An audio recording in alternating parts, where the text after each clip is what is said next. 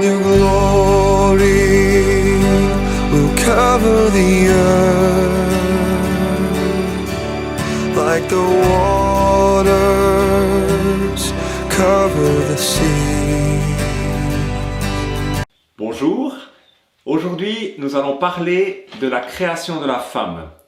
Nous sommes toujours dans le second récit de la création, dans Genèse 2, et le passage que nous allons voir est rempli de réalités spirituelles. C'est un langage spirituel qui va transmettre des réalités spirituelles extraordinaires.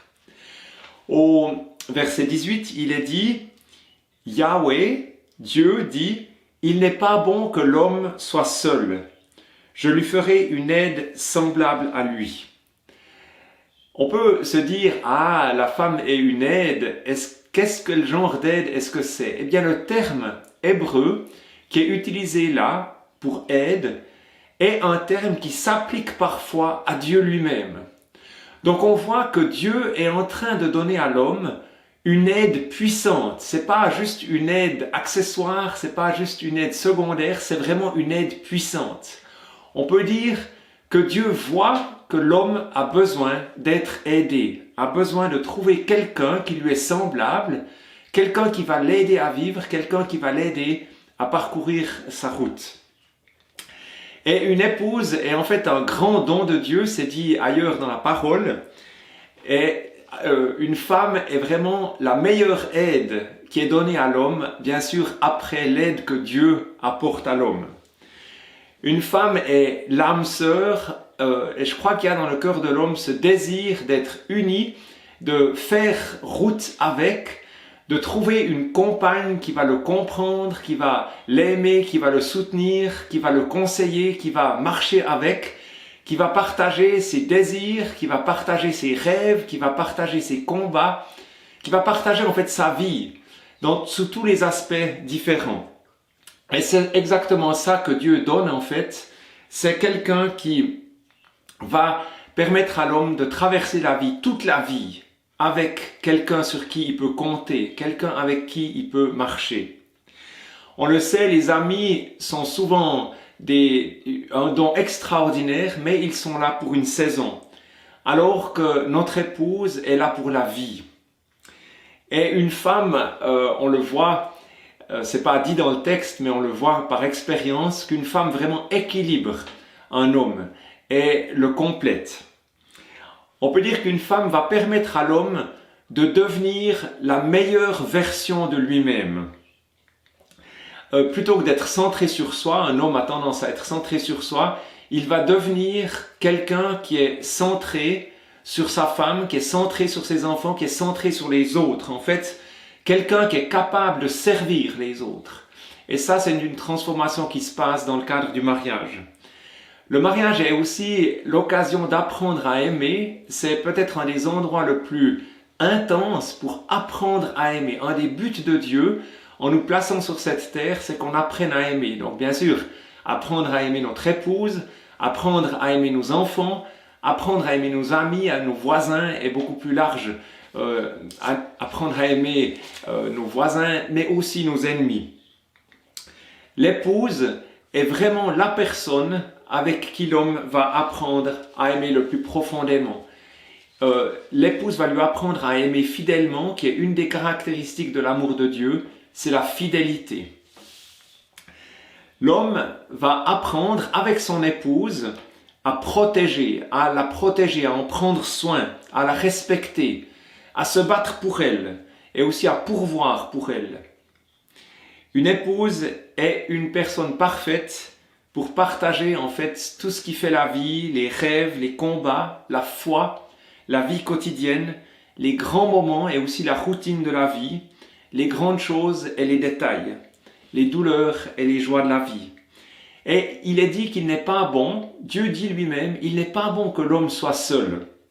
Même dans la perfection du jardin d'Éden, même dans la présence de Dieu Dieu dit, il n'est pas bon que l'homme soit seul. On peut dire qu'un environnement extraordinaire comme le jardin d'Éden est la présence claire, directe de Dieu. Ça suffit pas. Il y a quelque chose en l'homme qui veut être uni avec son épouse, qui veut être un, qui veut faire cette alliance. Donc une femme est un grand cadeau, un grand trésor. C'est un trésor et c'est un immense cadeau de Dieu pour l'homme. La création de la femme est non seulement la création de la femme, mais c'est également une image prophétique de ce qui se passe en fait entre Jésus et la naissance de l'Église ou la création de l'Église. On voit ça au verset 21, il y a une image puissante qui est là. Yahweh, Elohim, Dieu, fit tomber un profond sommeil sur l'homme qui s'endormit. Il prit une de ses côtes et il referma la chair à sa place. Alors c'est amusant de voir qu'on est là, la première anesthésie de l'histoire de l'humanité est la première opération chirurgicale de l'histoire. Et Dieu, ensuite au verset 22 dit, Dieu forma une femme de la côte qu'il avait prise de l'homme. Alors, Dieu fait tomber un grand sommeil sur l'homme, il s'endort, il prend une de ses côtes et il referme la chair à sa place.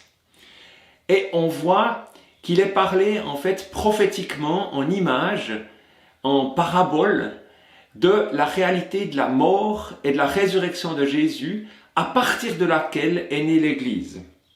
On le sait souvent dans la parole de Dieu, il est parlé du sommeil. Pour parler de la mort, il est parlé du sommeil parce que c'est juste temporaire. On se réveille à la vie éternelle. On se réveille à la dimension, on meurt, mais on se réveille. C'est pas quelque chose de définitif. Et donc l'homme s'endort. Ensuite, il est blessé pour que Dieu puisse prendre la côte, sa côte. Il faut ouvrir la chair, il faut prendre la côte, il faut refermer. Il y a une douleur, il y a une plaie, il y a une blessure. Et on se rappelle que Jésus a été blessé dans son côté au travers de la lance du centurion romain qui l'a percé, du soldat romain qui l'a percé. Et on voit que c'était déjà annoncé que Jésus, en fait, sur la croix, allait mourir de ce sommeil, être percé et ensuite ressusciter. On voit que l'homme, dans l'histoire de Genèse 2, va revenir à la vie et que la femme va sortir va être vivante, va être donnée à partir de la côte qu'il a prise de l'homme. Donc, la mort de Jésus a produit en fait la création de son épouse. La mort de Jésus, la mort, la résurrection, les souffrances de Jésus ont provoqué en fait la création de l'Église, la réalité de l'Église qui a pu naître. Et l'Église est vraiment le trésor, la perle de grand prix pour laquelle Jésus est mort. Et Dieu donne une partenaire, une compagne, une épouse à son fils. Et on sait qu'il y aura le mariage de l'épouse et de l'agneau. Dans Apocalypse 19, le verset 7, il est dit « Réjouissons-nous et soyons dans l'allégresse, car les noces de l'agneau sont venues et son épouse s'est préparée. » En fait, toute l'histoire de l'humanité converge vers ce point où l'Église va devenir l'épouse, pleinement et complètement l'épouse de l'agneau, l'épouse de Jésus, l'agneau, le nom de Jésus dans l'Apocalypse est beaucoup l'agneau. Et il y aura une joie extraordinaire de ce mariage, en fait, entre l'épouse, l'Église et l'agneau. Jésus se présente plusieurs fois dans les évangiles comme étant l'époux, et bien entendu, comme sous-entendu qu'il y aura une épouse pour lui, et cette épouse est l'Église. L'épouse est la joie pour laquelle il a enduré la croix. Il voyait cette joie qui lui était promise d'avoir son épouse, et il a enduré la croix pour ça. L'épouse, l'Église, va avoir la parfaite stature de Christ. Elle va être comme une partenaire à égalité, si on peut dire, dans cette stature parfaite de Christ. Ça nous est dit dans Éphésiens 4, le verset 13. Et on voit que l'Esprit Saint va amener l'Église à sa maturité, à sa stature en Christ. Elle va lui devenir semblable, comme dans le récit de Genèse 2, l'homme voit cette femme et dit « Ah, elle est eau de mes os, chair de ma chair, elle lui est semblable, elle est cette aide semblable à lui. » Eh bien, l'Église va devenir cette partenaire semblable à Jésus, cette épouse cette aide semblable à lui avec laquelle il va être uni pour son œuvre, pour son travail sur terre. Quand, dans Genèse 2, le verset 23, quand l'homme voit la femme, il est dans un enthousiasme extraordinaire, il s'écrie « Ah, c'est elle, c'est bien elle, elle a mes os, l'eau de mes os et la chair de ma chair. » Il la reconnaît, il voit qu'elle est semblable à lui. Et Jésus va voir son caractère dans son épouse. Jésus va voir qui il est, il va se reconnaître. Il va reconnaître ses caractéristiques, il va reconnaître ses valeurs, il va reconnaître son cœur, il va reconnaître son esprit, en fait, dans son épouse. Parce que son épouse sera transformée à son image. On pourra dire qu'il va voir dans l'Église un amour qui se sacrifie. Il va voir dans son Église une justice, une pureté, une sainteté, un amour pour les pauvres, un amour pour les perdus, un amour pour les ennemis, un amour pour les orphelins, un amour pour les veuves, pour les prisonniers. En fait, l'Église va avoir la même passion que sa passion. Elle va avoir les mêmes rêves que les rêves de Jésus. Elle va avoir les mêmes projets. Elle va mener les mêmes combats. Elle va être en fait comme son partenaire qui va vivre avec lui, travailler avec lui, sentir avec lui, aimer avec lui, lutter avec lui. Et toute la fin de l'histoire, on le sait, c'est dans Apocalypse 22, le verset 17, « L'Esprit et l'Église, l'Esprit et l'Épouse disent « Viens ». Il y a un moment donné dans l'histoire où l'Église sera tellement remplie du Saint-Esprit, sera tellement remplie de la réalité de Dieu, qu'elle va dire les choses que l'Esprit dit. Elle va prier les choses que l'Esprit prie. Et bien sûr, ce grand désir de l'Esprit, viens Seigneur Jésus, et ce grand désir de l'épouse, de l'Église, qui va dire, viens Seigneur Jésus, ce désir d'être ensemble, ce désir d'être pour toujours unis. L'Église va avoir le même langage que Jésus. L'Église va avoir le même but. L'Église va avoir la même prière. Elle va être profondément à Jésus comme une épouse qui s'unit à son mari dans tout ce qu'il fait, dans tout ce qu'il entreprend, qui le soutient, qui le porte, qui l'aide. Le mari et la femme deviennent une seule chair, on le voit dans ce texte, et c'est une unité dans tous les domaines. C'est pas seulement une unité dans le domaine physique, dans le domaine sexuel, c'est une unité beaucoup plus large. Il est aussi dit dans Matthieu 19 que l'homme et la femme deviendront deux. Des deux, ils deviendront un. Il y a un partage de la même destinée, un partage des mêmes combats. Et j'aimerais maintenant passer dans Éphésiens 5, à partir du verset 25, plusieurs versets dans ce chapitre. Paul nous dit « Marie, aimez vos épouses comme Christ a aimé l'Église et s'est livré, sacrifié pour elle. » Donc, Jésus s'est sacrifié pour son épouse et il nous a dit qu'il faut aimer notre épouse comme Christ a aimé l'Église. Jésus a donné son corps pour son épouse et de la même manière dans le récit de la création, l'homme a donné sa côte pour son épouse. Il a donné un bout de lui-même pour son épouse. Bien sûr, Jésus a donné beaucoup plus, il a donné l'ensemble de son corps, il a donné l'ensemble de sa vie, mais c'est la même chose qui est dite là. Et verset 28, donc toujours dans Éphésiens 5, c'est ainsi que les maris doivent aimer leurs femmes comme leur propre corps. C'est tellement bouleversant, ça c'est un mystère du mariage, où en fait notre épouse devient notre propre corps. C'est comme aimer notre épouse, c'est aimer notre propre corps, parce que notre épouse est notre corps. Alors c'est peut-être un peu difficile à comprendre pour les gens qui ne sont pas mariés, mais pour ceux qui sont mariés, il y a quelque chose qui est là. Il y a tellement cette unité, il y a tellement cette réalité d'être ensemble, d'être un corps, que ce qu'on fait à notre épouse, en fait, on le fait à nous-mêmes. Et c'est tellement beau parce qu'en fait, ce texte s'applique à Jésus. L'épouse est le corps même du Seigneur. Une épouse fait tellement partie, en fait, de l'homme, fait tellement partie de sa vie, qu'elle est comme son propre corps. L'Église est comme le propre corps du Seigneur, c'est une extension de lui-même. On est habitué à dire, oui, c'est l'Église, c'est le corps du Christ. Mais si on s'arrête un petit moment puis on se dit, l'Église, c'est le corps du Christ, c'est le corps du Seigneur, c'est le corps de Jésus. C'est le corps de Jésus sur terre, c'est la manifestation visible de qui il est, en chair et en os sur terre. C'est lui. Il y a une identification, il y a une réalité d'unité, une réalité de destinée commune, une réalité de cœur commun. L'Église est son corps. Bien sûr, l'Église est avec lui. On ne peut pas dire que c'est une identité parfaite. L'Église est avec lui, mais l'Église est aussi un avec lui. Il y a à la fois une différence et à la fois il y a cette unité tellement profonde.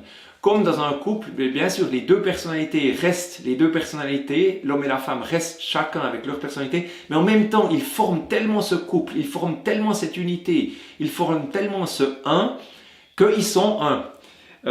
Et il y a cette même réalité en fait entre le Christ et l'Église. Et le verset 30, donc toujours dans Ephésiens 5, le verset 30, il est dit « Nous sommes membres de son corps ». Alors malheureusement, quand on lit ça, souvent c'est comme si on pense à dire « Ah oui, ben on est membre de l'Église, oui, on est membre de l'Église puisqu'on sait que le corps, l'Église est le corps de Christ. » Non, nous sommes membres de son corps à lui. Le corps de Jésus, nous sommes membres de lui. Alors bien sûr, on est aussi membre de l'Église, on est aussi membre du corps de Christ, ça c'est bien entendu, mais on est membre de lui, c'est-à-dire qu'on s'appartient. Il nous appartient, nous lui appartenons. C'est quelque chose de tellement fort dans le cadre du mariage où on peut dire à notre conjoint « Je suis à toi, tu es à moi ». C'est cet échange « Je suis à toi, tu es à moi ». On est un.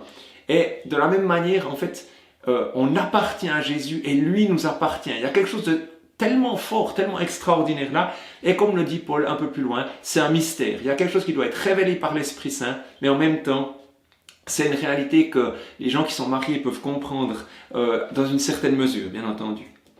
Et l'Église devient un avec Jésus. C'est un immense privilège.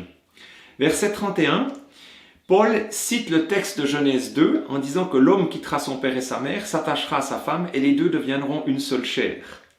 Et le verset 32 nous explique qu'il ne s'agit pas seulement de la question du mariage. Paul est bien sûr en train de parler du mariage, mais il est en train de parler de beaucoup plus que du mariage. Il est en train de parler de la réalité, de cette union, de cette unité entre l'Église, le Christ et l'Église, l'Église et Christ. Il dit, verset 32, « Ce mystère est grand ». Donc, il y a bien sûr le mystère du mariage, mais il y a un autre mystère que l'Esprit Saint doit nous révéler, en fait, pour qu'on comprenne ce qui se passe entre l'Église et le Christ. Il dit, « Ce mystère est grand, je dis cela par rapport à Christ et à son Église. » Jésus partage sa vie avec l'Église. C'est une relation d'alliance avec l'Église.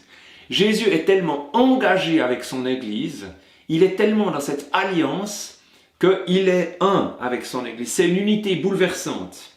On peut dire qu'il n'y a rien de mieux que d'être unis au Fils de Dieu. Et l'image du couple, c'est bien sûr une image qui reflète imparfaitement cette relation extraordinaire entre Christ et l'Église. Et s'il y a quelque chose qu'on peut retenir de tout ça, c'est que Jésus veut vraiment être proche de nous. Il s'unit à son Église, il s'unit à nous. Nous sommes membres de son corps, os de ses os, chair de sa chair. Il partage avec nous ses passions, ses rêves, sa douleur et sa joie. Il partage avec nous son combat pour sauver. En fait, on est invité, comme l'épouse qui est invitée à soutenir son mari, à soutenir ses efforts, à le soutenir dans sa vie, à être cette aide puissante. On est invité à lutter avec lui. On est invité à travailler avec lui. Invité à pleurer avec lui. Invité à prier avec lui. Invité à fêter avec lui, à célébrer ses victoires aussi, à se réjouir. On partage en fait son quotidien et on veut réaliser son œuvre avec lui. Alors Jésus a choisi d'avoir besoin de nous. Il a choisi que son corps fasse le travail avec lui.